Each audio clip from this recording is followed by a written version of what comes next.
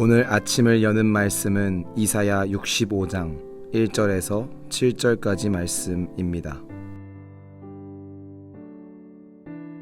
나는 나를 구하지 아니하던 자에게 물음을 받았으며 나를 찾지 아니하던 자에게 찾아냄이 되었으며 내 이름을 부르지 아니하던 나라에 내가 여기 있노라 내가 여기 있노라 하였노라.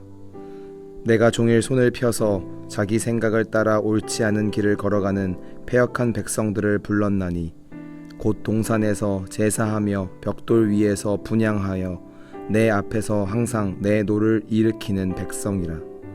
그들이 무덤 사이에 앉으며 은밀한 처소에서 밤을 지내며 돼지고기를 먹으며 가증한 것들의 국을 그릇에 담으면서 사람에게 이르기를 너는 내 자리에 서 있고 내게 가까이 하지 말라 나는 너보다 거룩함이라 하나니 이런 자들은 내 코의 연기요 종일 타는 불이로다. 보라 이것이 내 앞에 기록되었으니 내가 잠잠하지 아니하고 반드시 보응하되 그들의 품에 보응하리라. 너희의 죄악과 너희 조상들의 죄악은 한 가지니 그들이 산 위에서 분향하며 작은 산 위에서 나를 능욕하였음이라. 그러므로 내가 먼저 그들의 행위를 헤아리고 그들의 품에 보응하리라. 여호와가 말하였느니라. 이사야는 63장과 64장을 통해 하나님께 왜 하나님은 가만히 계시는지, 왜 이런 고통과 고난을 겪어야 하는지에 대하여 애통하며 물었습니다. 이사야 65장 말씀은 하나님께서 그 기도에 대답하시는 내용입니다. 1절 말씀에 나는 나를 구하지 아니하던 자에게 물음을 받았으며 나를 찾지 아니하던 자에게 찾아냄이 되었으며 내 이름을 부르지 아니하던 나라에 내가 여기 있노라 내가 여기 있노라 하였노라 라고 말씀합니다. 1절 말씀에 언급된 나라와 사람들은 이방인을 이야기하는 것입니다.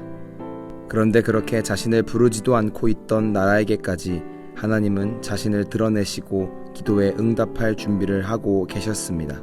이어서 2절 말씀에 내가 종일 손을 펴서 자기 생각을 따라 옳지 않은 길을 걸어가는 패역한 백성들을 불렀나니 라고 말씀합니다.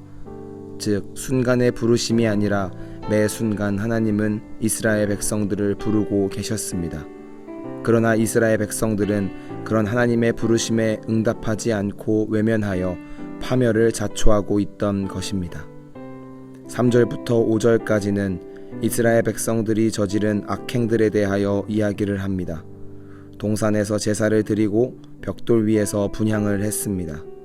고대 근동에서 동산은 민간 종교의 사당으로 활용되는 경우가 많았고 벽돌은 미신적인 상징을 새기는 곳으로 활용되었습니다.